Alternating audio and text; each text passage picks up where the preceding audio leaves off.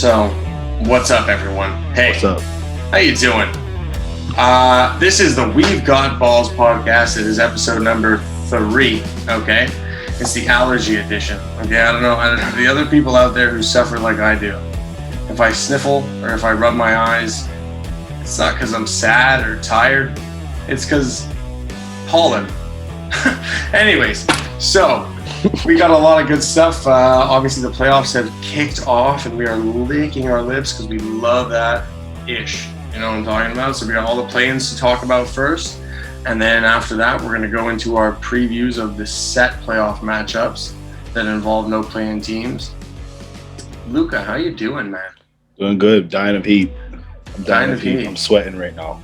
No AC up in there, eh? So if you see a little glisten on my forehead, you know it's sweat. No, it's because you're made of gold. Okay? That's my co-host. He's made of gold. I appreciate that. All right, so what plan do we... You know what? There's one plan we can talk about that we don't have to talk about for too long. And that will lead us... Not much to talk about. Indiana, Charlotte, man. I gotta say... You did? Charlotte... Kudos. And maybe it's because... the times that I bet on Charlotte recently, they haven't pulled through. But they have not been playing the same at all. Like, you know, earlier on in the season, they were like the 4th seed in the East.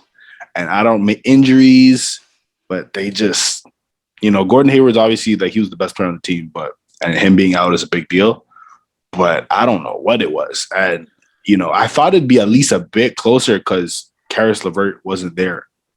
But like when I saw Caris LeVert was sitting, I actually thought, the fact you saw it coming, congratulations. Because when I saw Caris LeVert was sitting, I thought that the Pacers had not a chance in the world to win that game. Straight up. Yeah. Because you're right, Hayward is a big cog, but the thing about Charlotte this year is they've been a team of just good pieces. There's no like super standout, like LaMelo's a rising star.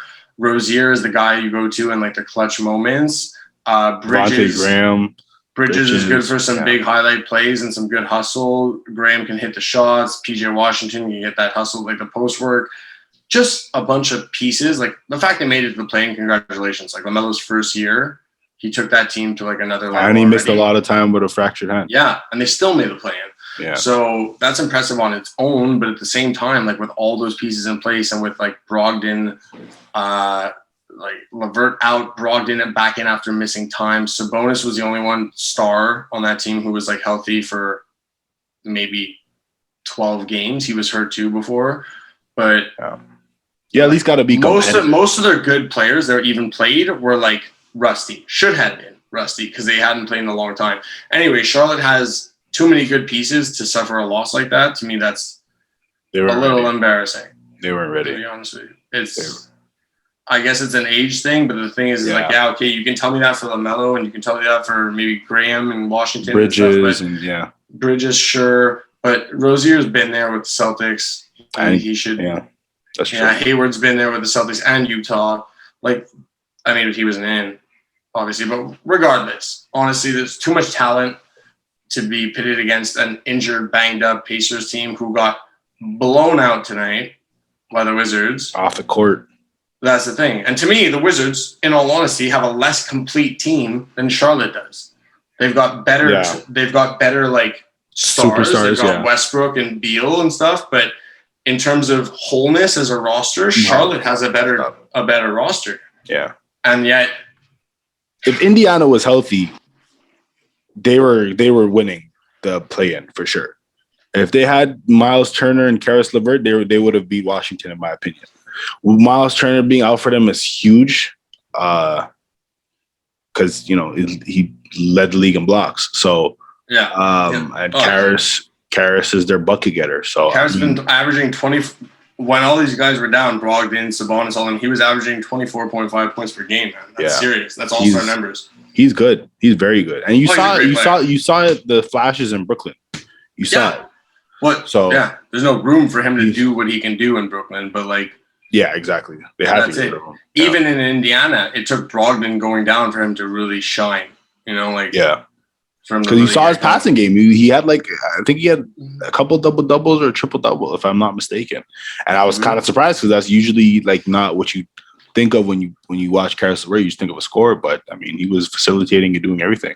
You know what I will say though about Caris LeVert is that I've always had this like feeling with him is that when the chips are down and like let's say, you know that how and like when people go down in football or basketball, it's like next man up attitude. This guy is like ready to step up at all times. Always. Back in Brooklyn, he was same thing when Dinwiddie went down and stuff like that. He really stepped up, and like in this case when all the Pacers were injured, he really stepped up, and like that just tells me, man, he can be like a number 2 option on a team. That whole solid number 2. That whole Brooklyn team back then was step next man up because even when Caris went down, D'Angelo Russell had his All-Star season. Yeah. So well, dude, it's the thing about Kyrie that like I love his play. I love his handle. I love his attitude. I love his finishing ability. Wow, his finishing ability is like unmatched around the rim. Both hands, doesn't matter, and like an under the rim player too, who still manages to finish over huge guys. But every team he goes to, he seems to sap the energy out of them. Like he came to the Celtics. First year they were good though. But they were good, but you realize he was injured in the playoffs when they went to the conference finals in the East. Oh, if he was healthy, they were beating LeBron. For sure. And then when he came back, though, Tatum and Brown were like, yo, we kind of did this without you. And like you're acting like you're top. And shit went south. So, but then he comes to Brooklyn and coach is fired, trading the entire roster, bringing in this guy, that guy, this guy. He just blows up teams a little bit. He blew up Cleveland on the way out, not the way in, but he kind of he's a he's bull in the china shop. Yeah. No, you're right. But so basically that means that the Wizards now, who just blew out the Pacers, are going to move on to face Philly and get demolished. Yeah, it didn't even matter, to be honest with you. Like, we got to talk about the plans because we're current, but it doesn't even matter who won that game tonight because they're going to get smoked by Philly, man. Shellacked. I think, well, we'll get to our series prediction. Yeah. Okay, next play-in game we got to talk about was Spurs and Memphis. That was a good game. Valanciunas was beasting. I watched that game. The thing about it is that I'm like, good for Memphis for winning it this time around because last year they got bounced first game of the play-in, right, by Portland. Yeah. But they didn't impress me in that win, is what I'll say. Ja Morant kind of slipped off. He didn't take that leap that I expected him to take this season. Because we like talking about bets, I feel the need to bring this up. I was watching this game and I didn't bet it. Okay. If I had, I would have taken Spurs +4 because I thought it was going to be a neck and neck battle. I thought Spurs might win outright, to be honest, because Pop gets these guys riled up, ready for war in these situations. And they got the pieces that they could definitely beat Memphis any given day. Yeah. So I would have taken Spurs +4. I didn't because I thought it was too risky. I'm glad I didn't. It would have come in. It did come in. But it would have been the most stressful thing ever. And why it didn't come in is Ja Morant clunked a free throw, like off the front of the rim. Not like bounced out, like clunked a free throw.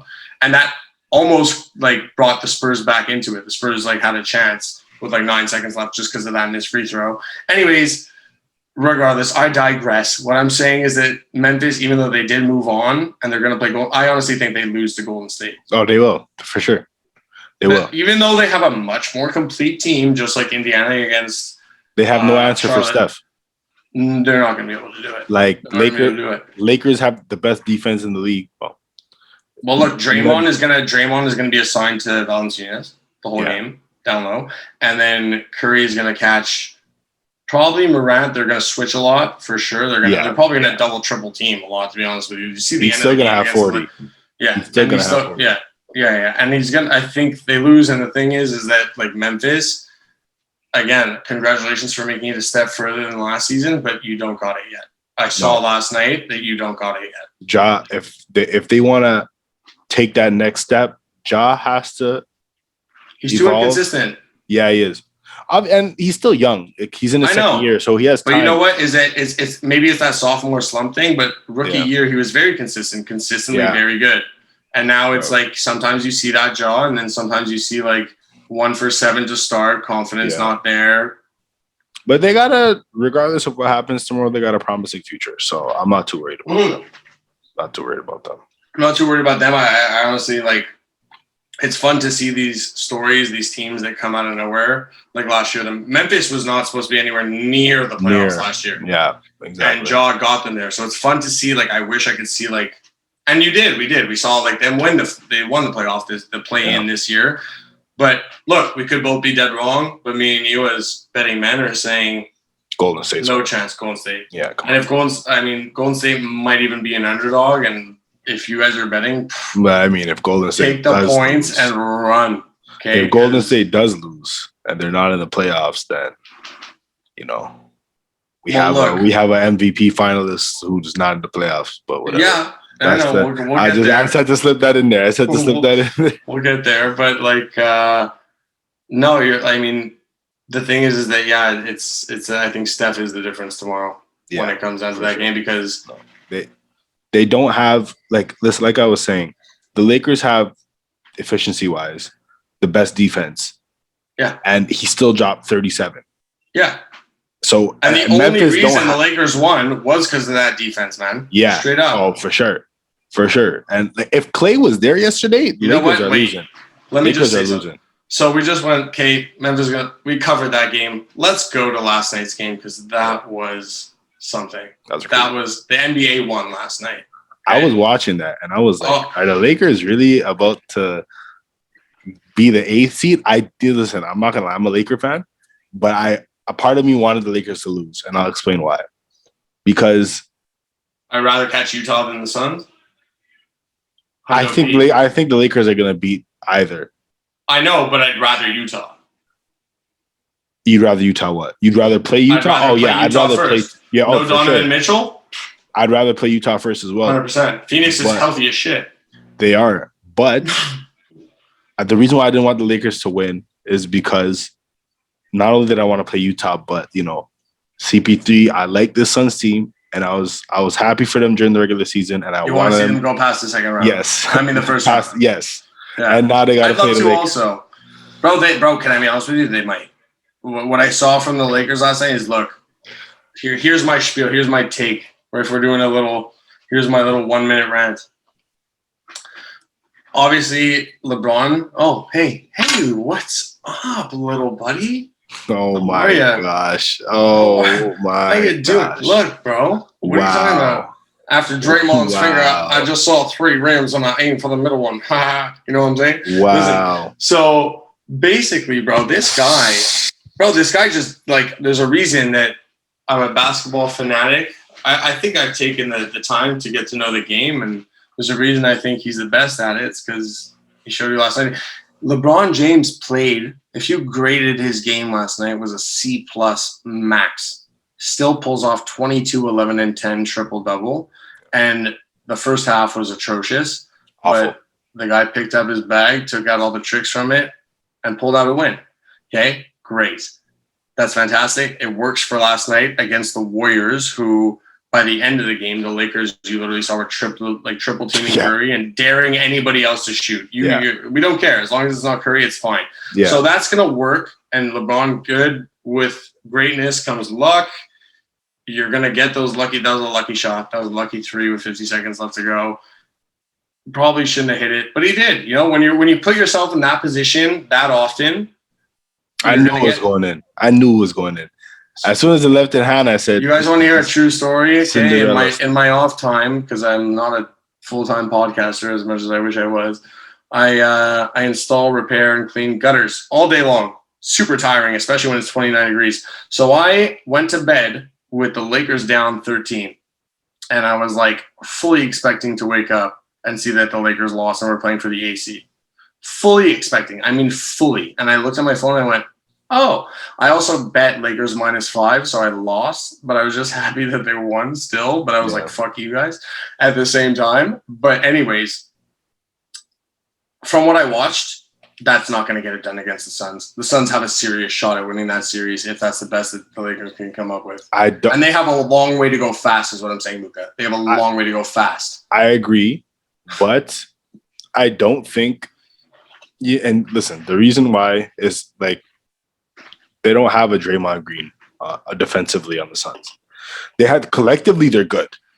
Yeah. But they don't have that. And my biggest thing is they have Crowder, but Crowder's going to be overwhelmed by LeBron. Mikal Bridges is probably their best defensive player, and you're not going to put him. He's too small for LeBron. He's too small for LeBron and AD. Yeah, he's too like he's Aiton's going to be assigned AD or but this is my problem. AD is my problem because the problem is that Drummond. So Aiton's going to get and just continue on what you're going to say. Yeah, Ayton is my issue because he is talented as all hell, but so damn inconsistent. Like sometimes I'm watching him and he's so timid. And like he's just like he looks like he just doesn't know what he's doing. You know who he reminds me of? Want to hear my comp? Who? Ibaka. Some games Ibaka is throwing these baby hooks up and these mid-range shots up, and everything is going down. And then some games Ibaka, it's like, why is he still shooting the ball? Why isn't the coach like DA get in the paint? But do you know what I mean? Because sometimes Ibaka, bro, comes out 25 points, fucking, he really helps his team win. But sometimes he really doesn't. He's just like not there. And Ayton is the same way. He's either a no-show or everything's going down.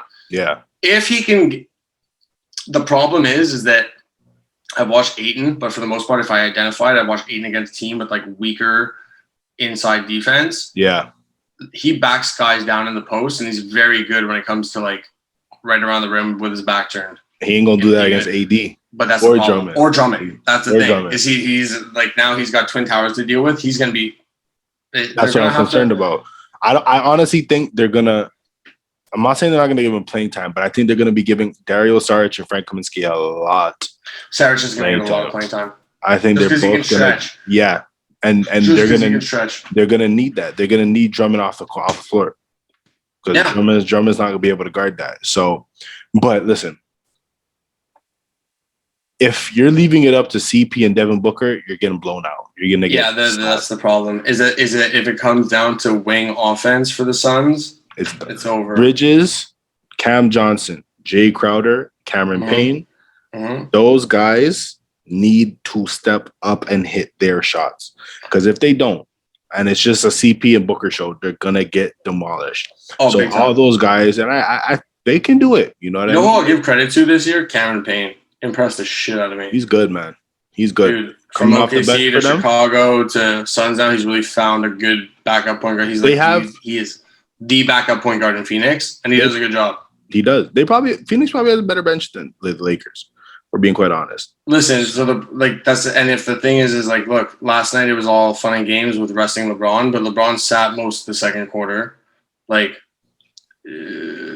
These teams, especially the Suns, the problem with the Suns, man, is that they're a 2 seed, and I know Monty Williams is a coach, like I know this for a fact.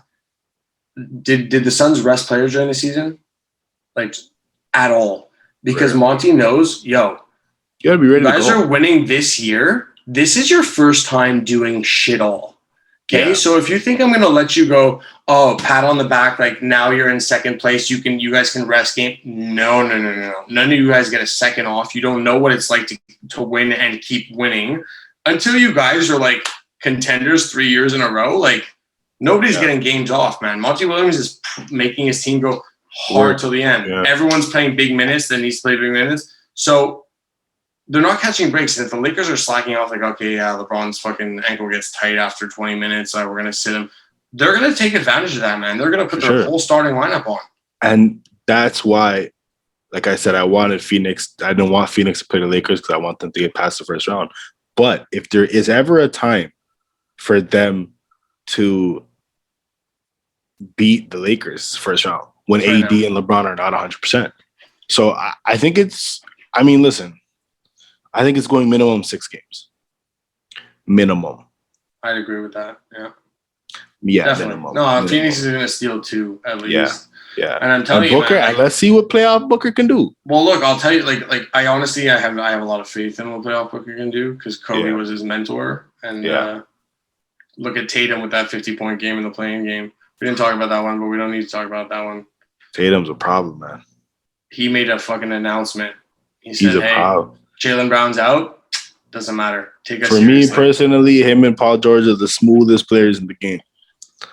Dude, I honestly, what I love is that when I watch Tatum, I see so much of Kobe's influence. I see Kobe more in Tatum than I do Booker. That's just me too. No, but Booker's more about the attitude. Like he's like he can miss 10 shots in a row and he's not afraid to shoot the 11th. Oh, he just shoots. Exactly. That's where I see Kobe and Booker. But in terms of like footwork and a patience and like waiting out defenders and stuff, Tatum really took that to a new level. Like it's fun to see like it moved down a generation because that ISO game and that just like 1v1, like who can outsmart each other. You don't see that very much now, but like Tatum does it and it's just like it's clean. I smile. He's gonna average 30 against the Nets. Yeah, he will. I mean, the Nets can't play defense. They can't. We were talking last time about inside, but dude, even on the wing, man, they just they're still gonna sweep the Celtics though. You think sweep? I think the Celtics can steal one. Maybe. But it's gonna have to be like a 50 and 25 from. It's not about that. It's not about the Celtics winning one game. It's about the Nets beating themselves at least one game, and I think that's gonna happen. But you see, I don't even if the Nets if Tatum isn't going for 40, the Nets, even if the Nets do turn over the ball and play like ass, they can still beat them, especially with Jaylen Brown now. So I think if the Celtics win a game, it's Jason Tatum will have a 40 piece. 50. 60, why not? He can do it. Break Michael's record while you're at it. 63? Oh, 60. I've done that in 2K on my career. What? White small forward, 5 inches taller than I actually am. Oh, what? Yep. You know what I'm saying? Come on, let's be real. No one makes their 2K player their height. Honestly, you want to hear something funny is that I did once. I made him a point guard. I made him 5'11". That was the most fun I've ever had on my career. Really? He was so small but had so many hops. It was so fun to watch him dunk on people, bro. It was hilarious. Anyways. We don't really need to talk about that series much because we already know. Back to Lakers Suns just to wrap it up. I would not be surprised if the Suns won it. I don't expect them to, but if they did, I'd be shocked. You really? I'd be shocked. I mean, like, look, because dude, I'm serious. Like, last night against Golden State, they didn't look Lakers, good. Oh my god, dude, the first half was like atrocious. Like, as a basketball, as someone who like I don't know. Have you played? Did you play? Not like super seriously. But you played. Play. Yeah, no, but anyways, I played high school. I'm not saying I'm capable. You catch me at the court. Nothing special, okay? But I did play high school, and I did play some serious ball, and, like, they were trying to run this little pick and pop, okay? But, like, short distance. I don't know if you saw that. AD would get, like, D'd up, and he'd have his back like this, and then he'd get a pick, but immediately he'd roll around, and he would try to just do, like, this little tiny lob. Dude, they saw it every time. I literally watched them turn it over 7 times in a row on the same play, and I was like...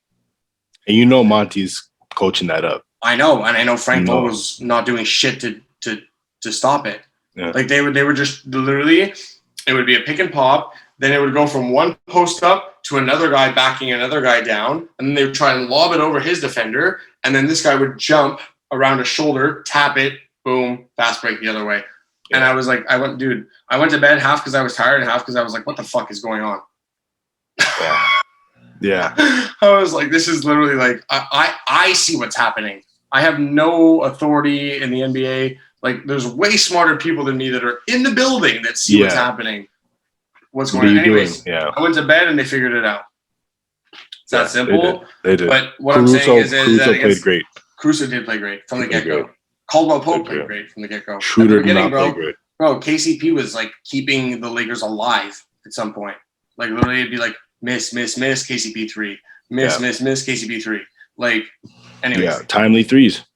Point being is that that's not going to work against the Suns, and they better, like I said, man, they have to shape up fast. Yeah, you guys have 3 days to get a lot better than I saw, and I'm happy for you guys, but get better.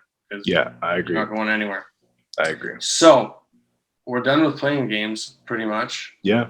Yeah. Okay. So we got set series to go through, East, West. But before we do, who are we sponsored by, Luca? You already know what the deal. Hot streaks. Listen, take it away. No. Listen, we both... Hot streak, this is how it works, okay?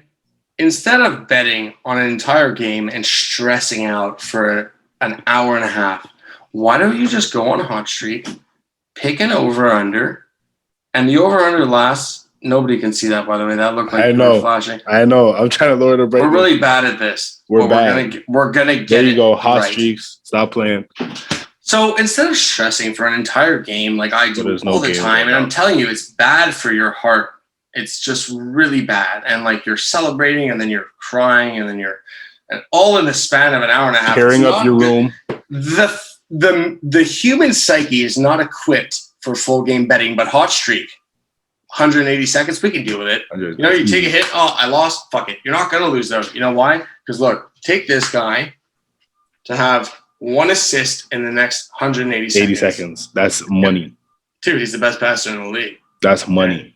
So, just saying. I mean, you can stress out for like an hour and a half if you want, like I do, and I still will because I can't, you know. This is part of it. You're ingrained in it. Part of who I am now. Yeah. But you don't have to be like that. You can go to hot streak. Bet every 180 seconds, $5, lost it. Get it back the next 180 seconds. This shit is so fast. It's break it down like this. You're telling me LeBron James can't get a rebound, an assist, a point in 180 seconds. Man, stop playing.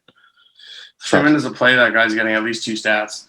So just find the right one. At least 2.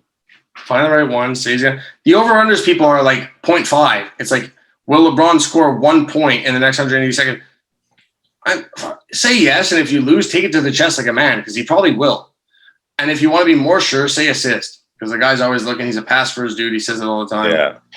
Anyways, that's it. Hot Streaks. Download Hot Streaks Fantasy betting app. Stop loafing. Download it. You're sleeping on it if you're not doing it. All right, now we got our set series that we knew about. Everyone knew about. What do you want to start with here, Luca? East or West? Let's stay in the East because we already did that. We already basically said. So we'll go through the seed as in order. So we got Philly. We already said that was going to be a blowout. So we ain't even much to talk about. Blowout, Philly in 5 max. Listen, they're playing the Wizards. The Wizards have no one in the paint who's capable of dealing with what they're going to get. Oh my God!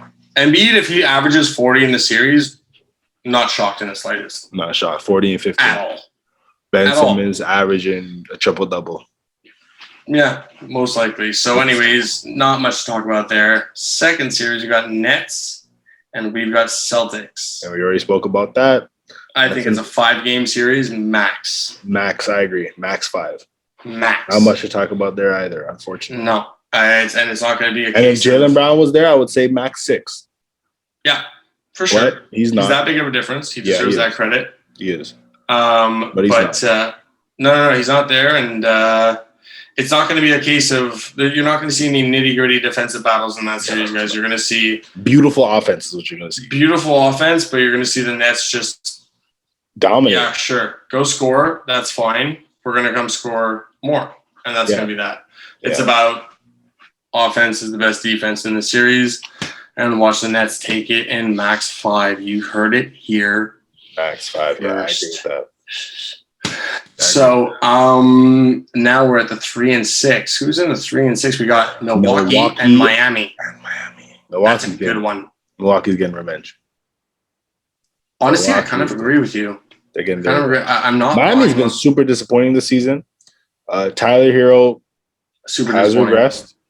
Duncan Robinson regressed. And I heard a lot of people talking about Tyler Hero is better than RJ Barrett. Ridiculous. No, he's not. Don't do that. Just because he had a nice postseason, nice little run last year.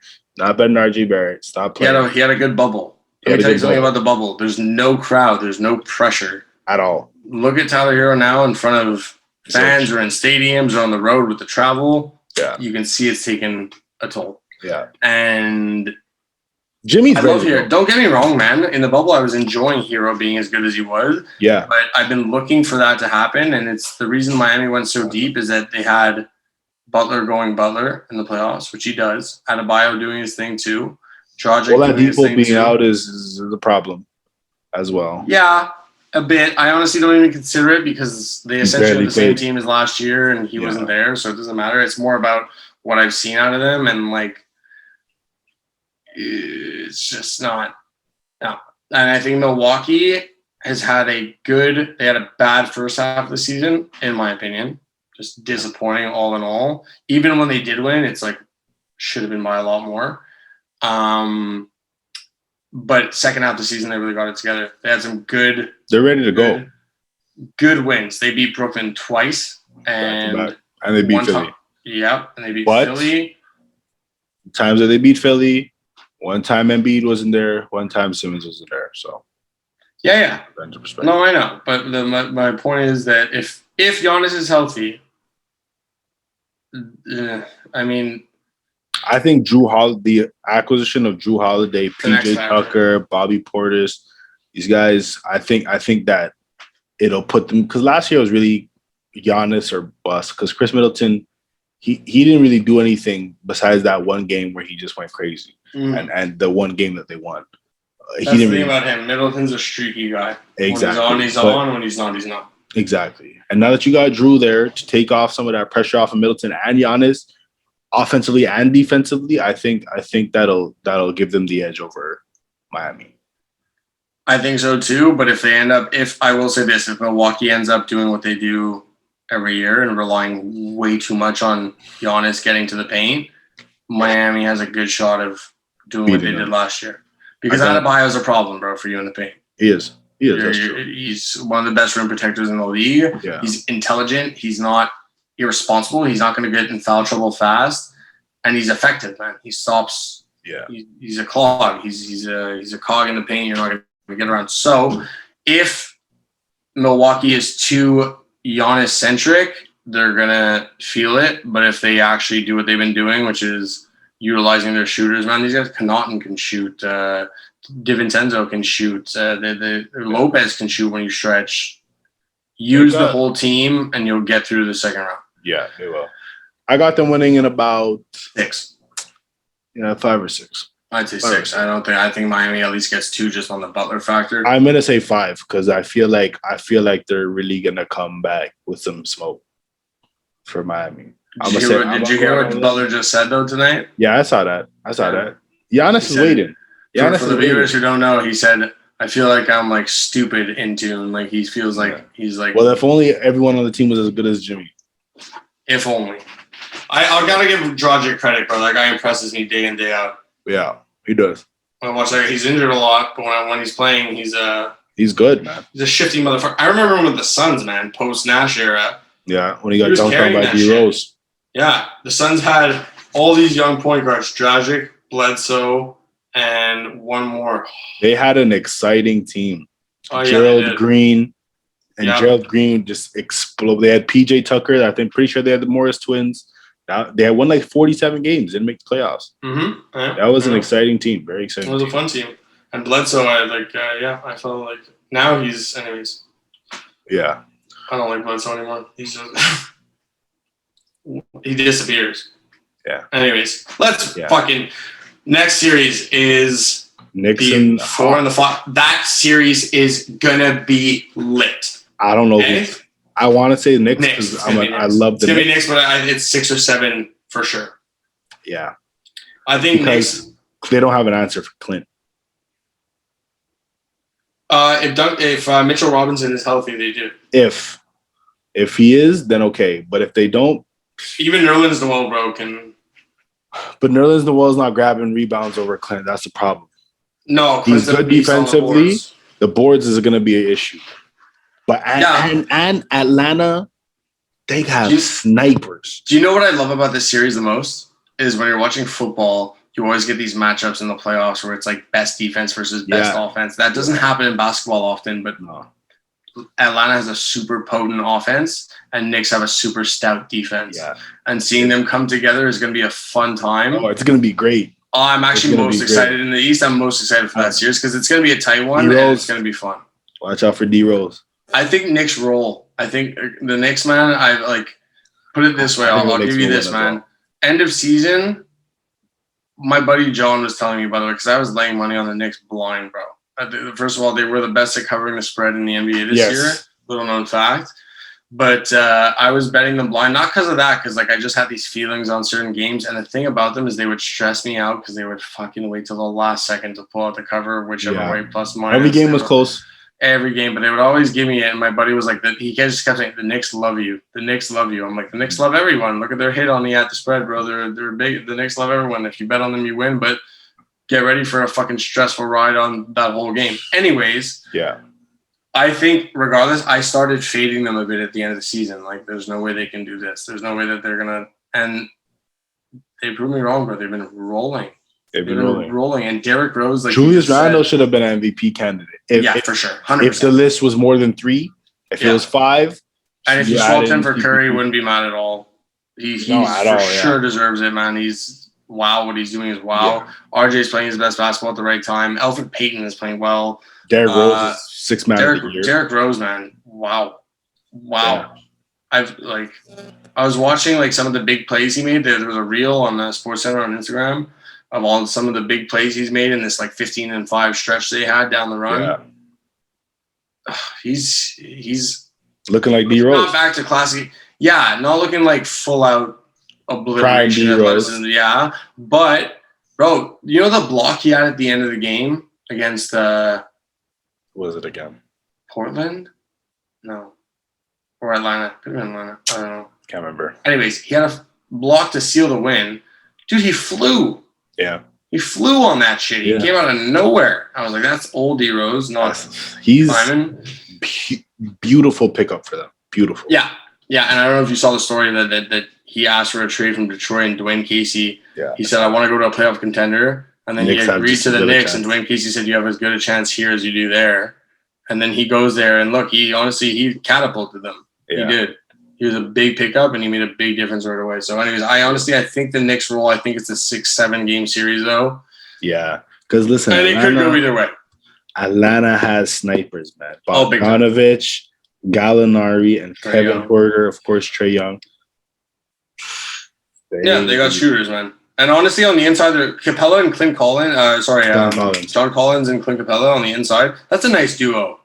That's a nice duo down there. It's going to be a tough series, man. I'm actually most excited, to be honest with you, in the first round of the series about that one. I think that one's going to be the funnest series to watch out of all of them. Yeah, because it's Knicks, man. Like, when the Knicks are good, like, it's good for the basketball. It's good for the league. It is. It's great for basketball. And honestly, Atlanta, man, it's been a minute since they were in the playoffs, too. Like, back since Kyle Korver. Well, this is the first time they've been in it. Jeff Teague, Kyle Korver. Since Budenholzer. And they had Kyle Korver, Jeff Teague. That team was super whack. That team was super whack. This is the most exciting Atlanta playoff team since like Josh Smith, Joe Johnson days. Because those teams with Mike Budenholzer coaching, and Al Horford. And and Jeff Teague. No, I'm not talking about he was there then. Who? When Josh Smith, Horford, and Joe Johnson, Jamal Crawford. Jeff Teague was there too. He was the starting point guard there for. Oh yeah. No, I thought you were talking about when they had like the 2015 team that won like 60 games. No, not that. With Damari Carroll, and that team was just boring. A snooze fest. They were. That team, and the East was so weak. That East was, anyways. We're not gonna get into that. Atlanta is a good team, man. So we'll see. I think the biggest thing is they have to force Trae Young to force turnovers. They can't let him get into a comfort zone. If he's getting one turnover a game in this series, like they're beating the Knicks. You gotta force Trae Young to make some bad passes, some bad plays, force him off his game a little bit, disrupt the shooters. Right. Don't let. But it's what you said though. It's what you said about playoff Booker, bro. If you think what's playoff Booker gonna do, what's playoff Trae gonna do? He's never been there, and he's very young. Yeah, that's true. So if he's gonna make mistakes, it's gonna be now, especially in a 7-game series where defense is adjusted just for you. But let's not like against the best defense in the league. Randall, RJ, them boys don't have playoff experience either.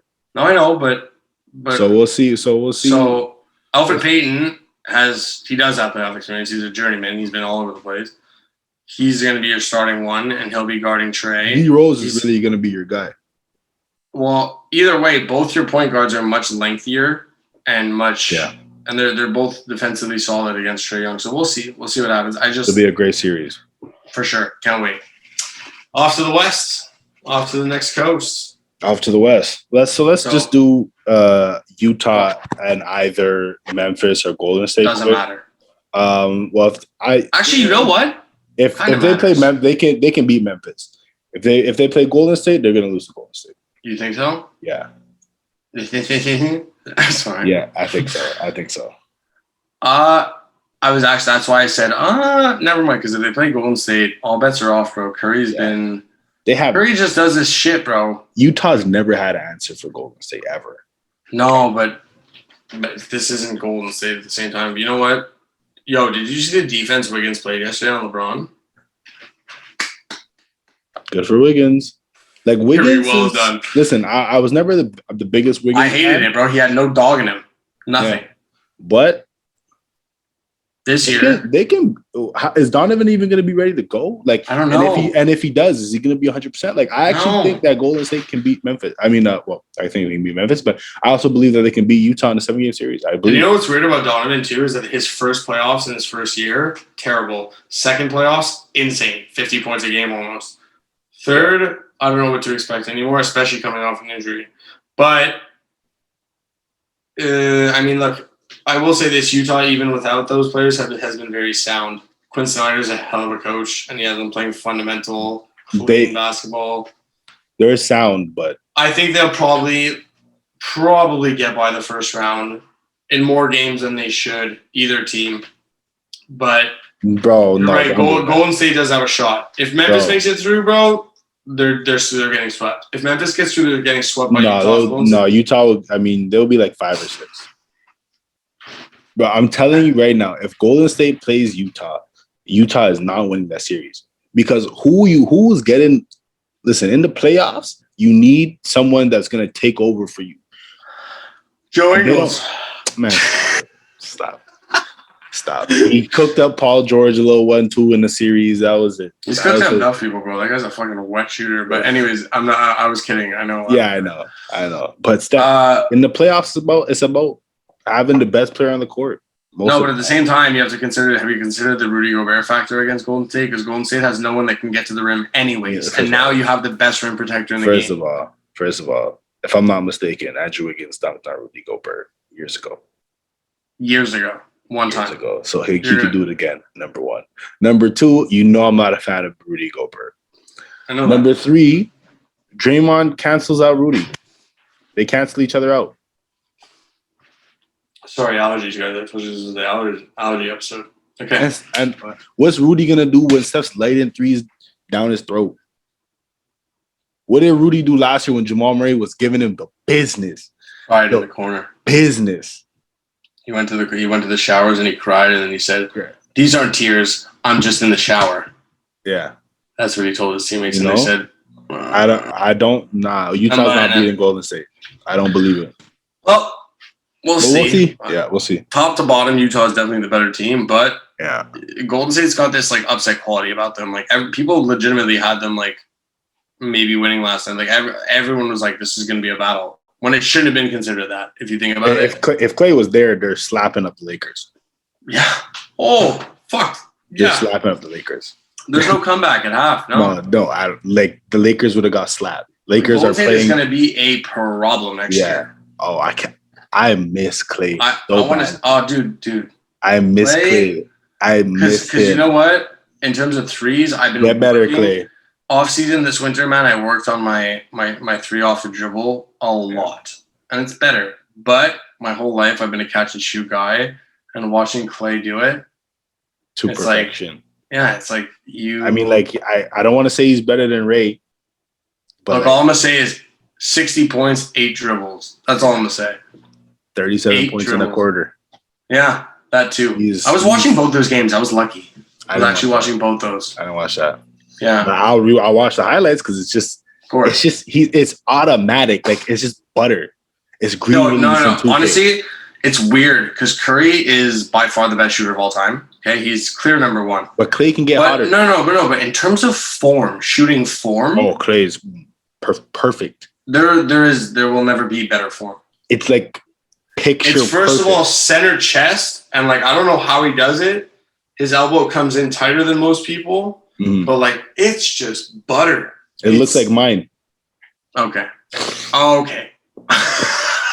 right, let's relax for 1 second. No. But honestly, yeah, they're gonna be a problem next year. So wait, what's our? So now we got Lakers and Suns, but we already, we basically expressed our thoughts about that. I think it's minimum going 6 games. All I gotta say is that there's no one I believe in more. LeBron James. James. This guy in the playoffs. He's a problem. Let's see what he just figures it out. Whatever it is, you know what I want to see now. I want to see what these Lakers can do with some fans in the crowd. I know it's not full capacity, but a little bit of hoopla in the crowd. Let's see what these guys can do. Honestly, I think in the first series they have a good chance. Even the fact that the field is weak. To be honest with you, I think the Lakers' toughest matchup is going to come in the first round. Like, don't do that.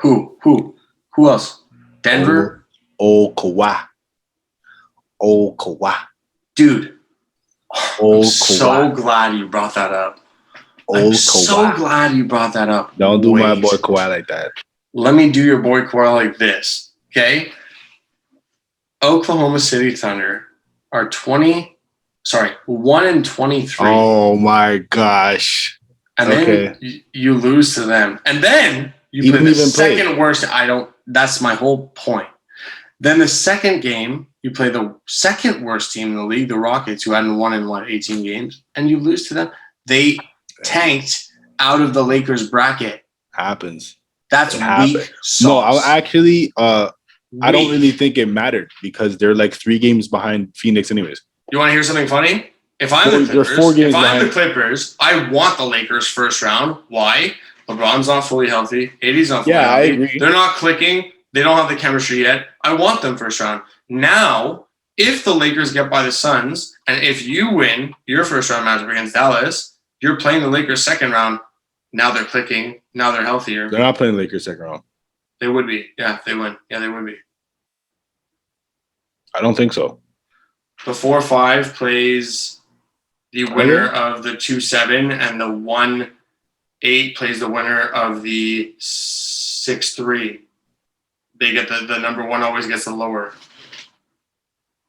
Anyways, I'm saying I watched a video about this. Honestly, I might be wrong, but I'm sure the whole premise of like an ESPN video wasn't wrong, and the Clippers would play if the two teams were to win their first round. Because they're the 4th seed right now. The Clippers are the 4th seed. Yes, and the Lakers are 7. But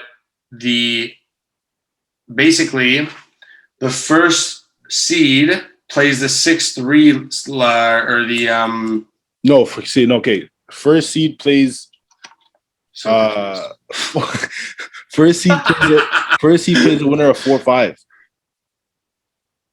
So you have 2 and 3 in the same bracket, and then you have 1 and 4 in the same bracket.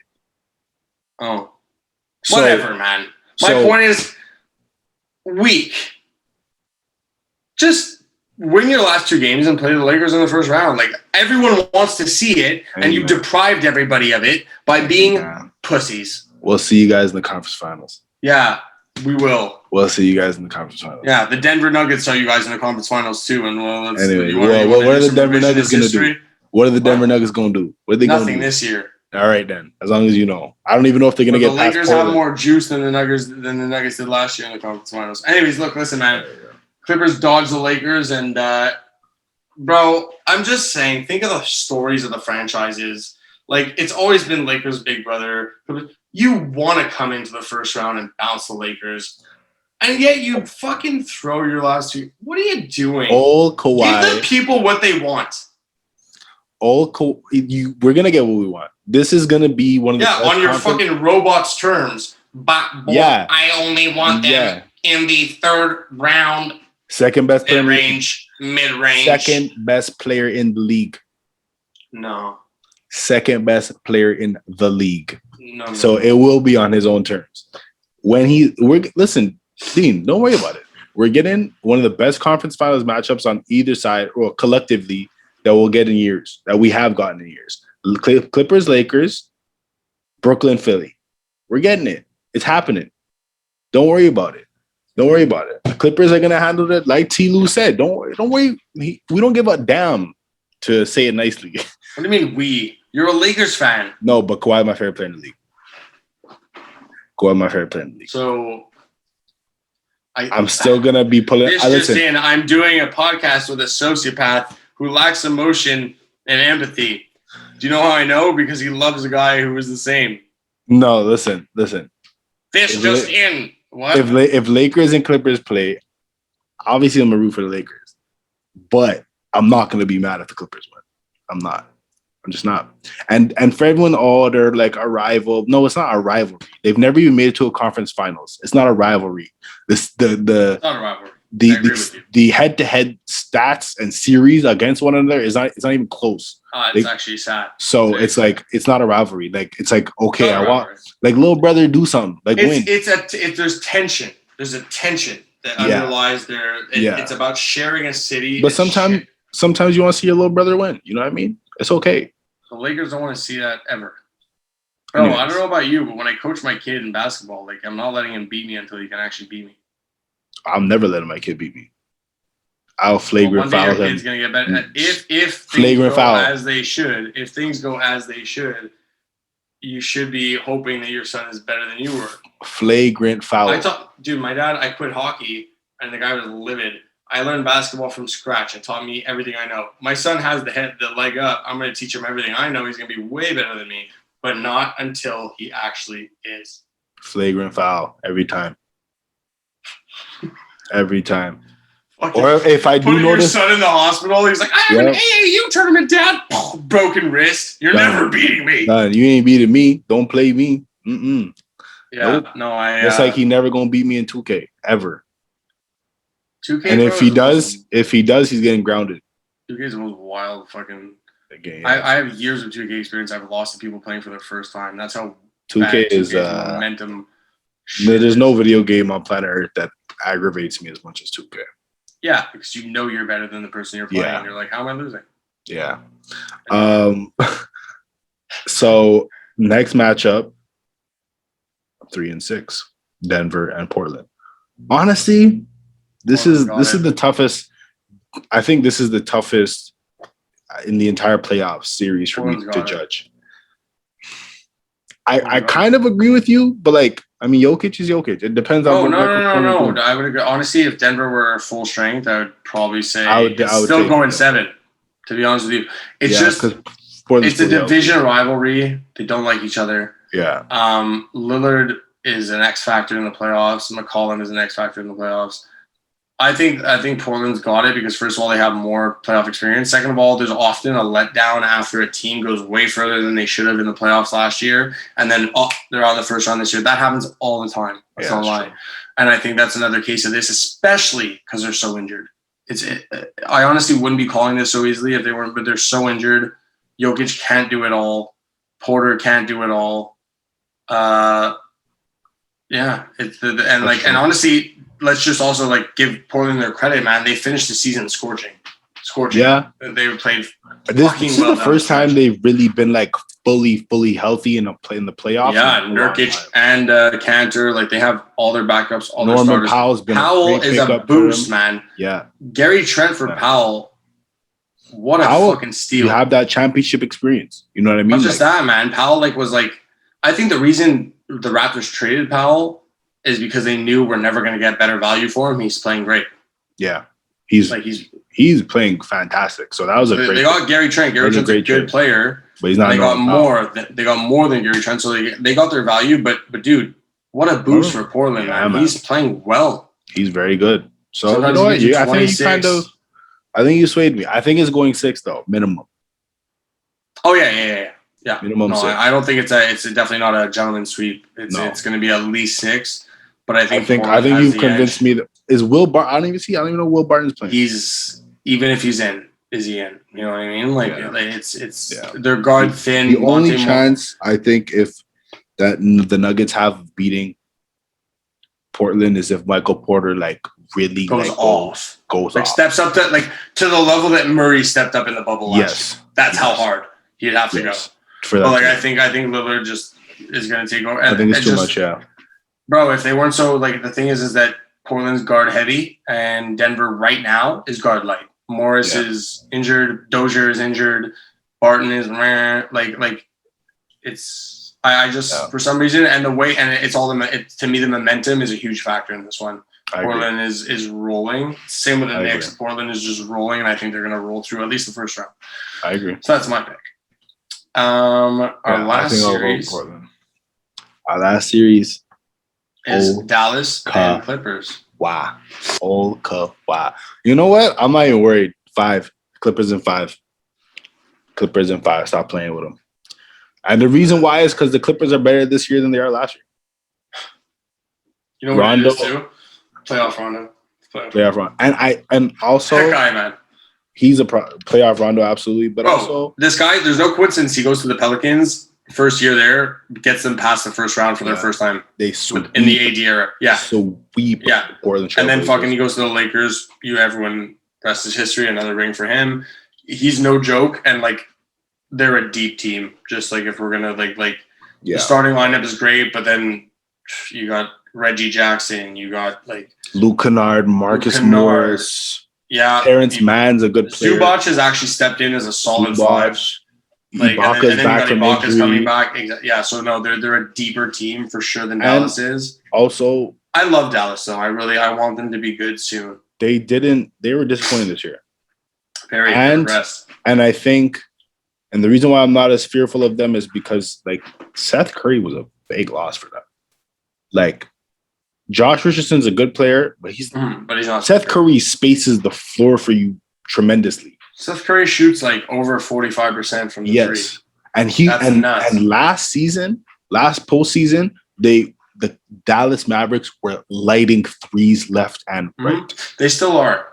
Honestly, but I don't know if you low-key noticed that Dallas had a good finish to the season too. They did. Like, even without KP, Hardaway's having a good year. He's shooting very well. But you see, those guys, with Seth gone, I'm not as worried about them as the Clippers are too complete defensively. Yeah. Doncic is going to get locked down by either Paul or George. And say that again. I said Doncic is going to get locked down by either. Sorry, I said Paul or George. I know what you meant though. Oh, Kawhi, he's coming. Look, believe in them. If Kawhi Leonard wins the title this year, top 10 all time, no discussion. It was a really big meltdown last year in the playoffs. Hey, man. It wasn't just any meltdown. It was like a colossal one. I mean, listen, KD. Look, I'm a huge fan. I watched him do what he did in Toronto. I'm not saying I don't like Kawhi. I like Kawhi a lot, but to me, the problem is that you need. I love what I see on the court, bro, but the guy doesn't talk. And like in that huddle at the end of the game where you need that guy to step up and say, we need to go fucking do this. He's not that guy. KD dropped the 3-1 lead. Steph Curry dropped the 3-1 lead. I should have brought Cleaner. Kobe dropped the 3-1 lead. Rest in peace. Yeah. I know it happens. Yeah, it happens. And listen, he didn't play bad in every game except for Game 7. He did. Game 7 was he played 6 horrible. He didn't play well either. I mean, he disappeared in the second half. No. And then how about we talk about the rest of the team, like who didn't do anything? Montrezl Harrell didn't do anything. Lou Williams, 6th man of the year. Or sorry, Montrezl. But there was a mutiny. There was an internal mutiny. I hope you know it. Yeah, okay. I do. That's why they had to ship out Montrezl. PG and Kawhi, bro. These guys show up. I don't know. First of all, that Clippers team with Lou Williams and Montrezl and all those guys fucking took the Warriors with Kevin Durant 6 games. And then these two show up and go like, yeah, we're going to practice when we want to, rest when we want to. And like, you guys keep hustling like you do, but we're going to slack off. And like, it's not going to cause any problems in the locker room. First of all, Paul George, I get. Because he hasn't proved anything. Mm-hmm. If Kawhi Leonard comes to your team and you're not LeBron, you're not KD, you're not Steph Curry, if he wants to take the whole damn year off, you're going to let him take the whole damn year off. Because you guys, it's Kawhi Leonard. No one on the Clippers last season should have even had a problem with him resting games. Bro, Like, can I tell you a story? The season that he came off of, the history that he made with Toronto, no, I'm not. No one's thinking about that in the moment, Luca. No one is thinking about that in the moment. Let me tell you this. Back growing up, I played in this league, and the rule was that the last 8 minutes were free sub, and you could choose anyone you wanted. And if you were playing great, you expected to be on. But sometimes you get a coach who wanted his son to be on for the last 8 minutes, even though the son was playing like shit and you were playing fantastic. Kawhi is like the son of the coach. No, I don't like that. Yeah, no, it is. Because he was the best player on the team, and he not played, that team. He was the best player on another team. What do you mean he wasn't the best player on that team? He was the best player on Toronto. Then he comes to the Clippers and goes like, I'm going to rest like every third day. He was the best player on the team. He averaged like 33 points against Dallas. He averaged 33, 10, and 5. And he's the only player that showed up for 6 games against the Nuggets. Where was Lou Will? Yeah, where was Lou Will? Where was Montrez? They were the deadliest. They had abandoned ship, my friend, because of the general treatment of them throughout the. They got their playing time, but they didn't do a damn thing. Look, I don't mind you defending Kawhi, but I do mind you defending the freaking Clippers front office / coaching staff. If he's playing bad, okay, I get that. But he was. It's not about playing bad enough, bro. LeBron played 82 games last season. Okay, but 36 years old. You're comparing it to the coach's son who plays like trash. That's what you're comparing it to. Okay, what I'm saying is that when he comes on, favoritism despite performance. No, it's not favoritism. Effort. He's the superstar. You get afforded luxuries when you're a superstar. Bro, look, what I'm saying is that the Clippers locker room felt this way. Same as Celtics when KYRIE went down. Mm. We did this without you. And now you're going to show up and be like, you take a back seat, you take a back seat, you take a back seat. I'm going to rest when I want to. And then you take a front seat when I rest because, like, when I rest, I need you to do better. But when I don't rest, like, I need you to, like, play less minutes and, like, take less shots. Like, dude, players don't react well to that. If you're there day in, day out saying, like, yeah, you're going to take less shots because at the end of the game, I'm always going to be there, always taking that shot. Your players are going to be like, all right, ride or die. But when you're like, tonight, my thigh might get hurt, so you do everything. Out of all the players that I've load managed. And you're the highest paid player on the team. Out of all the players that I've load managed and rested in history, why is it only the Clippers that had a problem with it? No, everyone's had a problem with it. I've had a problem with it for a long time. I mean, I see Joel Embiid and Ben Simmons resting games. I don't see anyone on Philly complaining. I've seen LeBron load manage. I've never seen anyone complaining. I've seen KD, James Harden, load manage. I don't see. No, people complain about LeBron load managing, bro, but for different reasons. His teammates? Not his teammates. Okay, well, dude, you come to a team, at least for year one, do what you did in Toronto. Show up night in, night out. He did do what he did in Toronto. He didn't win them shit. But he load managed, though.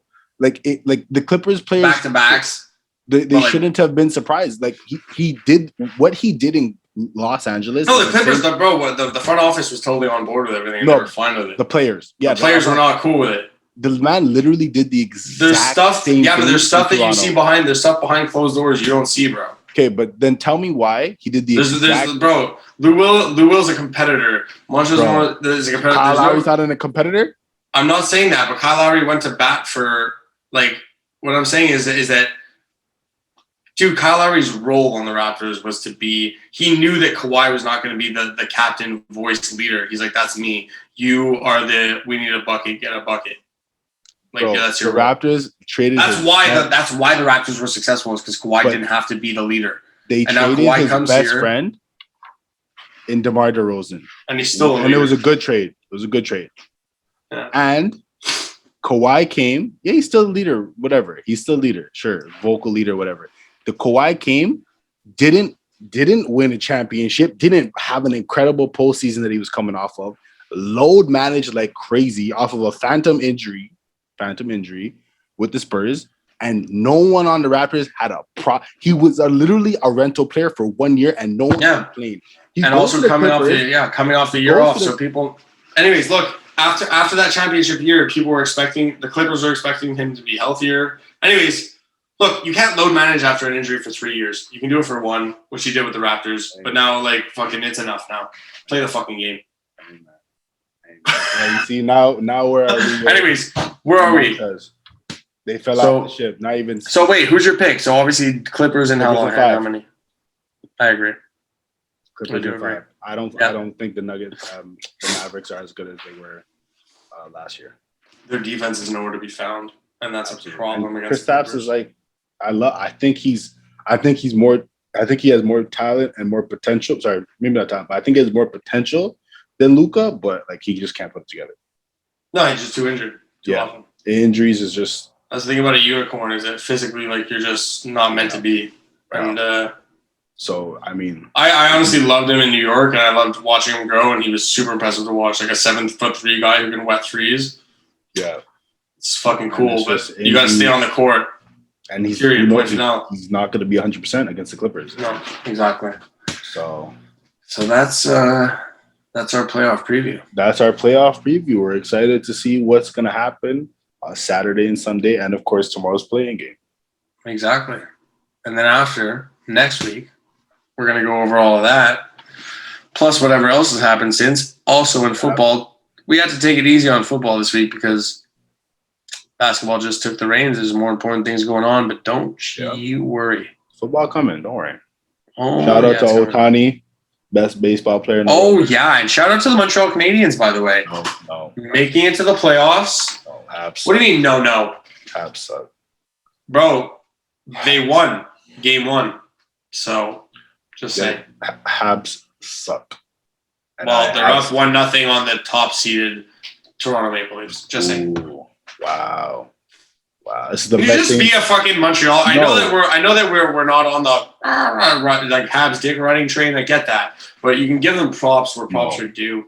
I'll never give them props for what they did to Subban ever.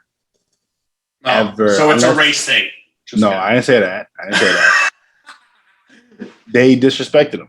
And until I see a written apology to PK Subban from the Montreal Canadiens organization, I'll never root for that team ever again. Matter of fact, I'm going to be a Penguins fan or a Boston fan just to spite Montreal. Devil's advocate. You know what offended the Habs a lot about PK Subban? The amount of risky pinches he would take. Really? High risk, low reward. Yeah, no. He was just, if you pinch and you get the puck, it's a good thing, but if you don't, it's a breakaway. I mean, did he let a lot of breakaways happening? Hey, I liked him a lot too. I was sad they traded him. I mean, I've seen Erik Karlsson do that a lot in Ottawa Senators, and they didn't give a damn. Yeah, well, that's the Senators. They have to keep what they got. They can't. All I'm saying is, listen, let's be real. He was bigger than hockey. That was the first NHL player that I saw that was actually a personality and bigger than hockey. And they couldn't handle it, and they traded him. And the team couldn't handle it because it's not something you're used to. And of course, he's black. That's it's not a secret. Let's be real. Like, if he was white, I don't think he's getting traded. In my opinion, that's just me. What? I don't want to get like canceled. So I'm just not going to talk. As a white man, I can't say anything. Terry, edit that part out. But seriously, great show, great preview. Great. And we'll be back with episode 4. We're going to be back every week. This is We've Got Balls episode 3. 6 total. 3 loco. Trey. Know what I'm saying? Yes, sir. We will see you episode 4. Episode 4. Take care, everyone. Dean, been a pleasure. Always. We'll keep in touch. Yes, sir. Take care.